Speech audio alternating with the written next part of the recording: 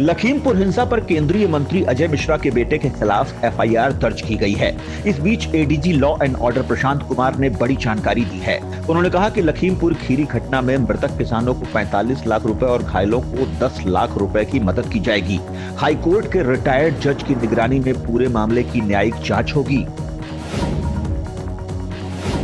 उत्तर प्रदेश के लखीमपुर खीरी में हुई हिंसा के बाद केंद्रीय गृह राज्य मंत्री अजय मिश्रा का बयान सामने आया है। अजय मिश्रा ने इस हिंसा के लिए भारतीय किसान यूनियन के नेता राकेश टिकैत को जिम्मेदार ठहराया है। अजय मिश्रा ने कहा कि मैं और मेरा बेटा उस वक्त घटना स्थल पर मौजूद ही नहीं थे। इस मामले की न्यायिक जांच होनी चाहिए। सच सबके सामने आ जाएगा। सोमवार को सुप्रीम कोर्ट में लखीमपुर खीरी मामला भी उठा। सुप्रीम कोर्ट ने कहा कि जब किसानों ने कृषि कानूनों को अदालत में चुनौती दी है तो फिर विरोध प्रदर्शन क्यों हो रहे हैं। सुप्रीम कोर्ट ने सोमवार को पूछा कि जब कृषि कानूनों को फिलहाल लागू नहीं किया जा रहा तो फिर विरोध प्रदर्शन किस बात पर हो रहा है। कोर्ट ने कहा कि वो इस पहलू पर सुनवाई करेगा कि अगर कोई किसी मसले पर कोर्ट का दरवाजा खटखटाता है तो क्या इसके बाद भी उसे सड़क पर विरोध प्रदर्शन की अनुमति दी जानी चाहिए। कोरोना से हुई मौत के लिए 50,000 रुपए मुआवजा देने के लिए केंद्र के निर्देश को सुप्रीम कोर्ट ने मंजूरी दे दी है। कोर्ट ने कहा है कि मृतक के परिवार को मिलने वाला ये मुआवजा दूसरी कल्याण योजनाओं से अलग होगा।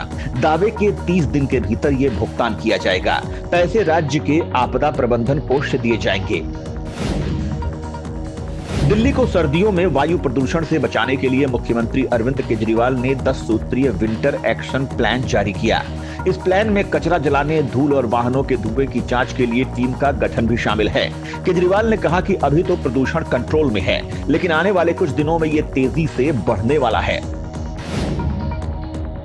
सुप्रीम कोर्ट ने 4 अक्टूबर को एक याचिका पर सुनवाई की, जिसमें 12 सितंबर को हुई नीट यूजी 2021 को रद्द करने की मांग की गई थी। याचिका पर सुनवाई के दौरान सुप्रीम कोर्ट ने कहा कि कोर्ट उस परीक्षा को रद्द नहीं करेगा जिसमें 7.5 लाख लोगों ने भाग लिया है। ये परीक्षा राष्ट्रीय स्तर पर आयोजित की गई थी, न कि स्थानीय स्तर पर।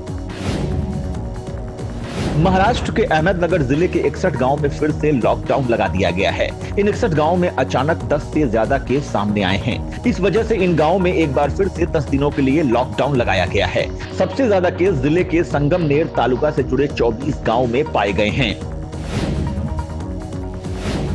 ब्रिटिश नागरिकों को भारत आने पर 10 दिन का क्वारंटीन पीरियड अनिवार्य करने के केंद्र सरकार के फैसले से हिमाचल प्रदेश में विदेशी पर्यटन कारोबार प्रभावित होने का अंदेशा है।